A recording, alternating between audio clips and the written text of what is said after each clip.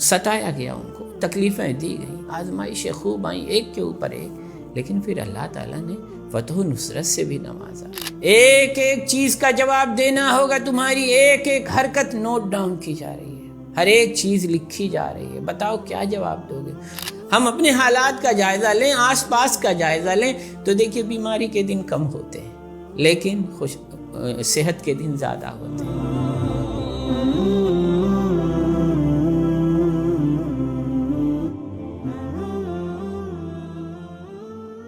بسم اللہ، الحمدللہ، والصلاة والسلام علی رسول اللہ۔ رب اشرح لی صدری ویسر لی امری واحلل عقدۃ من لسانی یفقہوا قولی۔ السلام علیکم ورحمۃ اللہ وبرکاتہ۔ عزیزان محترم، رب کا یہ بہت بڑا احسان ہے، بلکہ احسان عظیم ہے کہ اس نے ہمیں قرآن کریم جیسی عظیم دولت سے نوازا۔ قرآن کریم بہت بڑی نعمت ہے اللہ رب العزت کی۔ اس کے ذریعے سے ہمیں یہ پتہ چلتا ہے کہ ہمیں رب کی بندگی کیسے کرنی ہے، وہ کون سے امور ہیں، وہ کون سے اعمال ہیں کہ جن کو کر کے ہم رب کو راضی رکھ سکتے ہیں۔ بہت ہی خوبصورت انداز میں چیزوں کی تفصیل بیان کی گئی، بہت ہی پیار بھرا انداز ہے رب کا، محبتوں والا، دل میں اتر جائے اگر انسان نیک دل کے ساتھ اس کے پیغام کو پڑھے تو۔ رب کریم اتنا مہربان ہے کہ اس نے یہ بھی بتلا دیا کہ وہ کون سی چیز ہے جو تمہیں عبادت سے روکتی ہے، ڈسٹریکٹ کرتی ہے، وہ کون سی چیزیں ہیں کہ جن کی وجہ سے شیطان تمہارے اوپر حملہ آور ہو جاتا ہے اور حملہ کرنے میں کامیاب ہو جاتا ہے۔ رب کریم نے کتنی خوبصورت بات سکھلائی، فَإِذَا قَرَأْتَ الْقُرْآنَ فَاسْتَعِذْ بِاللَّهِ مِنَ الشَّيْطَانِ الرَّجِيمِ۔ جب تم قرآن پاک کو پڑھو تو اللہ کی پناہ مانگ لو، اللہ کی پناہ میں آ جاؤ، کس سے؟ شیطان مردود سے۔ جب بھی ہم قرآن کریم کو شروع کرتے ہیں یا کوئی بھی کام شروع کرتے ہیں، نیک کام شروع کرتے ہیں ہم، تو سب سے پہلے ہمارے لیے ضروری ہے کہ ہم رب کی پناہ میں آ جائیں، رب کی حفاظت حاصل کر لیں۔ اس میں بندے کی طرف سے عاجزی کا اظہار بھی ہے۔ دیکھیے کوئی آدمی جب اپنے آپ کو بڑا سمجھتا ہے تو کہاں کسی کی پناہ حاصل کرنے کے لیے آمادہ ہوتا ہے، اسے تو لگتا ہے کہ میں بڑا ہوں۔ یہیں پر اس کی رعونت بھی ٹوٹتی ہے، اس کا تکبر بھی ٹوٹتا ہے، وہ اپنے آپ کو چھوٹا، ذلیل، حقیر، کمتر سمجھ کر کے رب کی بارگاہ میں پناہ طلب کرتا ہے۔ اعوذ باللہ من الشیطان الرجیم۔ یہ سیفٹی ہے رب کی طرف سے۔ جیسے ہم کار میں سوار ہوتے ہیں، سیٹ بیلٹ لگا لیتے ہیں، چیزوں کو چیک کر لیتے ہیں، کہیں ایسا نہ ہو کہ ہمارا ایکسیڈنٹ ہو جائے۔ بالکل اسی طریقے سے ہم جب بھی کوئی نیک کام شروع کرتے ہیں تو اس سے پہلے ہم اعوذ باللہ من الشیطان الرجیم پڑھ لیتے ہیں تاکہ ہم رب کی حفاظت میں آ جائیں، رب کی حفاظت ہمیں حاصل ہو جائے۔ ظاہر سی بات ہے، رب کی حفاظت سے بڑی کس کی حفاظت ہو سکتی ہے؟ رب کی پناہ تو سب سے عظیم ہے۔ ظاہر سی بات ہے، جس کو رب کی پناہ مل جائے اسے دنیا کی کوئی طاقت اس کو نقصان نہیں پہنچا سکتی۔ بہت بڑا کریم ہے وہ۔ دیکھیے کتنی خوبصورت بات سکھلائی اس نے، اعوذ باللہ من الشیطان الرجیم۔ ہم ایسے پڑھ کر کے اور نکل جاتے ہیں، ہمیں تو احساس بھی نہیں ہوتا۔ ہم جب مانگتے ہیں رب کی پناہ، اس وقت ہمارے اندر پناہ مانگنے کا احساس تک نہیں ہوتا ہے، بغیر احساس کے، بغیر دل میں چیز آئے ہوئے ایسے ہی ہم گزر جاتے ہیں۔ میرے عزیزو، چیزوں کو سمجھیے۔ اگر دنیاوی ضرورت ہو، کسی پرنسپل کے پاس ہم جائیں، وائس چانسلر کے پاس جائیں یا ڈی ایم کے پاس جائیں، کسی ادھیکاری کے پاس جائیں، جب ہمیں کوئی چیز مانگنی ہوتی ہے، کسی ڈاکٹر کے پاس جائیں، کتنی لجاجت رہتی ہے ہمارے اندر۔ ہم کتنے ہی بڑے ہوں، کتنے ہی بڑے عہدے والے ہوں، لیکن کتنے ہی سکون اور اطمینان کے ساتھ، لجاجت کے ساتھ ہم اس سے عرض کرتے ہیں، ریکویسٹ کرتے ہیں۔ خطوں میں بھی اسی طریقے سے لکھا جاتا ہے، اپلیکیشن میں بھی اسی طریقے سے لکھا جاتا ہے، ریکویسٹ کا لفظ آتا ہے، ہمبل کا لفظ آتا ہے۔ کیوں آتا ہے؟ تاکہ وہ چیز ہمیں حاصل ہو جائے۔ تو رب سے جب ہم پناہ حاصل کر رہے ہیں تو ہمارے دل کی کیفیت بھی تو وہی ہونی چاہیے کہ ہاں واقعی ہماری کنیکٹیوٹی اللہ کے ساتھ ہے، ہم نے اللہ کو سمجھا ہے، ہم اللہ کی بڑائی کا اقرار کر رہے ہیں، اس کی کبریائی کا ہمیں دل سے ہمیں تسلیم ہے، اس کی کبریائی۔ اب جب ہم نے اعوذ باللہ من الشیطان الرجیم پڑھ لیا، ہمیں رب کی حفاظت حاصل ہو گئی، رب کا پروٹیکشن حاصل ہو گیا، تو اب ہم آتے ہیں اللہ کے نام سے شروع کرتے ہیں، بسم اللہ الرحمن الرحیم، تاکہ شیطان کی وجہ سے، شیطان کا جو ایک تصور آیا تھا دماغ میں، وہ بسم اللہ الرحمن الرحیم سے وہ کٹ جائے، وہ دور ہو جائے ہم سے، ہمارے اوپر رب کی رحمت کی برکھا ایسے برسے کہ ہم اس میں نہا جائیں۔ کیسے ذکر کیا گیا اللہ رب العزت کے نام کے ساتھ، کلمہ جلالت کے ساتھ، اس کی اتنی اہم صفات کا، رحمان کا اور رحیم کا۔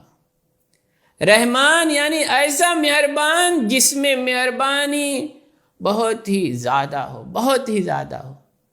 دیکھیے رحمان اتنا زیادہ ہے کہ کافر بھی اس سے فائدہ اٹھاتے ہیں، مسلمان بھی اس سے فائدہ اٹھاتے ہیں۔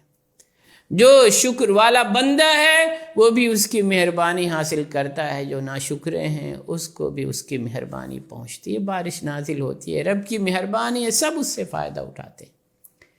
پھر اس کے بعد اسی کے ساتھ خصوصیت سے الرحیم کا بھی تذکرہ کیا گیا۔ الرحیم یہ خاص ہے رب کے مومن بندوں کے ساتھ۔ دیکھیے مومن بندوں کا کتنا لحاظ رکھا گیا، یعنی کانٹینیٹی ہے رحمت میں۔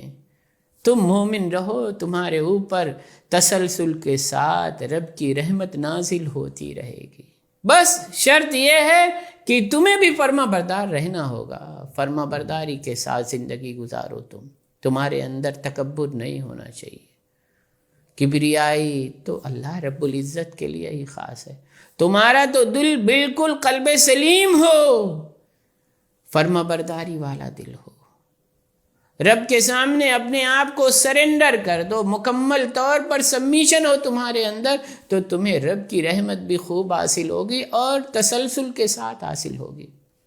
ویسے بھی دیکھیے رب کی نعمتیں بہت ہیں، ہم اپنے حالات کا جائزہ لیں، آس پاس کا جائزہ لیں تو دیکھیے بیماری کے دن کم ہوتے ہیں لیکن صحت کے دن زیادہ ہوتے ہیں۔ کبھی کبھی خشک سالی آ جاتی ہے، ہر سال نہیں رہتی، کبھی آ گئی 50 سال میں، 100 سال میں کبھی آتی ہے۔ ایسا آدمی ایسا نہیں کہ ہمیشہ تکلیف میں زندگی گزارے، ہمیشہ اسرت میں زندگی گزارے، بلکہ اس کے لیے خوشحالی بھی آتی ہے، خوشحالی کا معاملہ زیادہ ہی رہتا ہے۔ یہ رب کی مہربانی ہے کتنی زیادہ، اگر ہم حالات کا جائزہ لیں، اپنے آس پاس کا جائزہ لیں، تب بھی ہم دیکھ سکتے ہیں اس بات کو۔ یہ آدمی کو بخار آتا ہے 1 دن 2 دن 3 دن، لیکن پھر سالہ سال بخار نہیں آتا ہے۔ پھوڑا ہوتا ہے 1 دن 2 دن 3 دن کے لیے، پھر ٹھیک ہو جاتا ہے، وہ زیادہ سے زیادہ مدت ہوگی 1 مہینہ 2 مہینہ، پھر ٹھیک ہو جائے گا۔ اللہ تعالیٰ آزمائشوں میں مبتلا کرتا ہے، لیکن ایسا نہیں کہ آزمائشیں ہمیشہ کے لیے ہوں۔ اللہ کے رسول صلی اللہ علیہ وسلم اور صحابہ کرام رضوان اللہ علیہم اجمعین کے حالات کا بھی جائزہ لے لیجئے۔ ستایا گیا، ان کو تکلیفیں دی گئیں، آزمائشیں خوب آئیں ایک کے اوپر ایک، لیکن پھر اللہ تعالیٰ نے فتح و نصرت سے بھی نوازا۔ وہ علاقے کہ جہاں پر ان کو رب کی بندگی کرنا دوبھر کر دیا گیا تھا ان کے اوپر، لیکن آج شان سے ہر علاقے میں، عرب کے ہر ایک خطے میں پھیل گئے۔ صحابہ کرام رضوان اللہ علیہم اجمعین اپنی زندگی ہی میں وہ سہولتیں میسر آئیں جن کو سوچا تک نہ تھا کسی نے۔ تو یہ رب کی رحمت ہی تو ہے۔ قرآن پاک کی بہت ہی اہم سورت ہے سورۃ الفاتحہ۔ شروعات دیکھیے، اتنی اہم سورت ہے یہ سورت کہ صحابہ کرام رضوان اللہ علیہم اجمعین سے یہ روایت آئی ہے کہ ایسی صورت نہ تو زبور میں ہے، نہ تو انجیل میں ہے، نہ تو توریت میں ہے، نہ تو قرآن پاک میں۔ اتنی اہم صورت، رب کی بندگی کے طریقے بتلا دیے گئے ہیں، کیسے گزارش کرنا ہے تمہیں، کیسے رب کی تعریف کرنا ہے۔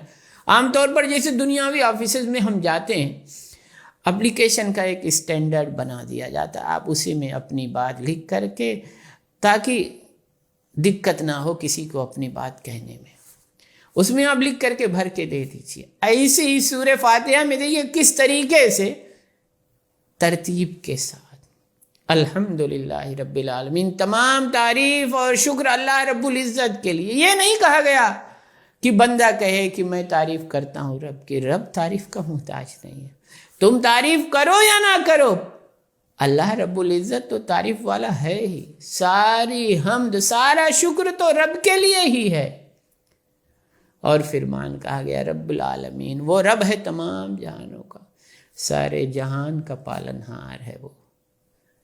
ایک یکتائیت دکھتی ہے اس جملے میں، یعنی پوری دنیا ایک ہے، سب کے سب رب کے بندے ہیں، ایک دوسرے سے جھگڑا نہ کریں، ایک دوسرے سے مل جل کر کے رہیں۔ رب کا جو پیغام ہے وہ کسی ایک انسان کے لیے نہیں ہے، صرف میرے اور آپ کے لیے نہیں ہے، بلکہ جن کے پاس بھی یہ پیغام پہنچا ان کے لیے ضروری یہ ہے کہ وہ پوری دنیا میں اس پیغام کو پہنچا دیں، عام کر دیں، کیونکہ وہ کسی خاص خطے کا رب نہیں، وہ تو سارے جہانوں کا رب ہے۔ تو سب کو پتہ چلنا چاہیے اس بات کا کہ ہاں وہ ہمارا رب ہے، پوری دنیا ایک الفاظ میں کہ ہاں وہ ہمارا رب ہے۔ کوئی جھگڑا نہیں ہونا چاہیے، کوئی آپس کی کشمکش نہیں ہونا چاہیے۔ کشمکش تو شیطان ڈالتا ہے، ظاہر سی بات ہے، اس کو بارگاہ الہی سے دھتکار دیا گیا تو وہ تو کرے گا ہی کرے گا۔ اس بات کو ہمیں سمجھنا ہے، اس بات کو کہ ہم پوری دنیا، پوری کائنات، پورا عالم کیا ہے؟ رب کی بندگی میں سب کے سب کو مشغول رہنا ہے، احساس کرنا ہے اس بات کا کہ ہم سب اللہ کے بندے ہیں۔ بندہ کہا گیا، یعنی بندہ کا مطلب، عبد کا مطلب ہوتا ہے کیا؟ غلام۔ غلام اپنے مالک سے کبھی بھی آگے نہیں جا سکتا، ظاہر سی بات ہے وہ اپنے مالک کا تابع دار ہوتا ہر ایک چیز میں۔ ایسے ہی ہم رب کے تابع دار ہیں، رب کے فرما بردار ہونے چاہیے ہمیں۔ ہر ایک چیز میں ہم رب کریم کی فرما برداری کریں، ایک بھی قدم اس کی نافرمانی والا نہ ہو، بلکہ ہر ایک قدم اس کی فرما برداری والا ہو۔ پھر ذکر کیا گیا الرحمن الرحیم، نہایت مہربان، مسلسل رحم کرنے والا۔ آغاز ہو رہا ہے قرآن کریم کا۔ اللہ تعالیٰ لوگوں پر عذاب بھی نازل کرتا ہے جب وہ بہت زیادہ آگے بڑھ جاتے ہیں، جیسے کہ شیطان کو دھتکار دیا گیا، بہت ساری قوموں پر عذاب آیا، لیکن اللہ تعالیٰ نے اپنی صفت قہاریت کا ذکر نہیں کیا، بلکہ اپنے صفت رحمت کا ذکر کیا۔ کتنا رحیم ہے رب، الرحمن الرحیم، مالک یوم الدین۔ آدمی کبھی کبھی بہکنے لگتا ہے، دوسرے راستے کی طرف جانے لگتا ہے، رعونت دکھانے لگتا ہے، اس کے اندر تکبر آ جاتا ہے، وہ اپنے آپ کو بڑا سمجھنے لگتا ہے۔ ایک دم سے آیت کریمہ سامنے آ جاتی ہے، ایک دن ایسا آئے گا کہ جس میں تمہیں رب کے سامنے کھڑا ہونا ہوگا۔ بتاؤ کیا جواب دو گے تم رب کو؟ وہ بدلے کے دن کا مالک ہے، ایک ایک چیز کا جواب دینا ہوگا، تمہاری ایک ایک حرکت نوٹ ڈاؤن کی جا رہی ہے، ہر ایک چیز لکھی جا رہی ہے۔ بتاؤ کیا جواب دو گے؟ تم اپنے آپ کو جو بڑا سمجھ رہے ہو، کس بنا پر بڑا سمجھ رہے ہو؟ تمہارے پاس کوئی جواب ہے؟ ایک دم سے انسان ڈر جاتا ہے، وہ رب کی طرف رجوع کرنے لگتا ہے۔ نہیں، ہم نہیں بھاگیں گے ادھر ادھر، ہم تو رب کے بندے بن کر رہیں گے۔ ایک دم سے وہ اقرار کرتا ہے رب کی بارگاہ میں، ایاک نعبد و ایاک نستعین، ہم تیرے ہی بندے ہیں، تیرے ہی بندگی ہم کرتے ہیں۔ ایاک کو پہلے لا کر کے اللہ رب العزت کے لیے بندگی کو خاص کر دیا گیا، یعنی بندگی کسی اور کی نہیں ہو سکتی، صرف اور صرف اللہ رب العزت کی ہوگی۔ اس طریقے سے بندہ اقرار کرتا ہے، رب کی بارگاہ کی طرف لوٹ آتا ہے۔ پھر اپنے آپ کو جو بڑا سمجھتا تھا، نہیں رب تیری ضرورت ہے، ہمیں تیری مدد مطلوب ہے، ہم تجھی سے مدد چاہتے ہیں، ہم تیری بندگی کرتے ہیں، تجھی سے مدد چاہتے ہیں، ہم کسی اور در پر نہیں جانا چاہتے، ہم بس تجھے چاہتے ہیں، تیری مدد چاہتے ہیں، ہم تیری بندگی کرتے رہیں گے، مرتے دم تک تیری بندگی کرتے رہیں گے۔ کبھی کبھی پھر شیطان آ کر کے بھٹکاتا ہے راستے سے، نہیں ارے اس میں تو تمہاری دنیا ختم ہو جائے گی، تم اگر اللہ کے راستے میں پورا مال خرچ کر دو گے تمہارے پاس بچے گا کیا؟ ارے تم اگر اللہ کے راستے میں لڑنے کے لیے چلے جاؤ گے، تمہاری جان چلی جائے گی، پھر کیا ہوگا؟ تمہارے بچے روئیں گے۔ ایک دم سے پھر بندہ تڑپ کر کے رب کی بارگاہ میں عرض کرتا ہے، اہدنا الصراط المستقیم، اے ہمارے رب تو ہمیں سیدھے راستے پر چلا۔ شیطان بار بار ڈسٹریکٹ کرتا ہے، بہکاتا ہے، بندہ گزارش کرتا ہے رب کی بارگاہ میں، سیدھے راستے پر چلاتے رہیو ہمیں، ہم بھٹکنے نہ پائیں ادھر ادھر۔ ہماری تو صورتحال یہ ہونی چاہیے رب کی، ہم جب اس دنیا سے جائیں تو مسلمان ہوں، تیری فرما برداری میں ہمارا پورا وجود ڈھلا ہوا، اور راستہ ایسا چلا کہ جن پر تو نے اپنے نیک بندوں کو چلایا کہ جن کی وجہ سے انہیں تو نے کامرانی دے دی، کامیابی دے دی، انہیں جنت مل گئی، ہمیں اسی راستے پر چلاتے رہیے، ان لوگوں کے راستے پر نہیں کہ جن پر تو نے غضب فرمایا یا جو لوگ گمراہ ہو گئے۔ ہمیں بچا لینا ایسے راستوں سے، ہمیں ان نیک بندوں کے راستے پر چلاتے رہنا کہ جنہوں نے نیکی کر کر کے، بندگی کر کر کے، خالص تیری بندگی کر کر کے انہوں نے کامیابی حاصل کر لی، وہ مفلحون میں سے ہو گئے، کامیاب لوگوں میں سے ہو گئے۔ میرے مالک تو ہمیں ایسے راستے پر چلاتے رہیو۔ یہ کتنی خوبصورت صورت ہے، اللہ تعالیٰ نے اس کو کیسے ہی شروعات میں رکھا ہے قرآن پاک کے، اور اس کو ہر نماز میں ضروری قرار دے دیا گیا ہے اس صورت کو۔ کتنی اہم صورت ہے، کتنی رحمت ہے اس صورت میں، کیسے بندگی کا طریقہ بتلایا گیا ہے۔ اگر ہم اس طریقے سے عمل کریں گے اور رب کی بندگی کریں گے تو انشاءاللہ تعالی یقیناً ہمیں ایمان میں ثابت قدمی حاصل ہوگی، اور ہم اللہ رب العزت کی بارگاہ میں ضرور سرخرور ہوں گے۔ اللہ تعالی ہمیں کہنے سننے سے زیادہ عمل کرنے کی توفیق عطا فرمائے۔ استغفر اللہ ربی من کل ذنب واتوب الیہ۔ السلام علیکم ورحمۃ اللہ وبرکاتہ۔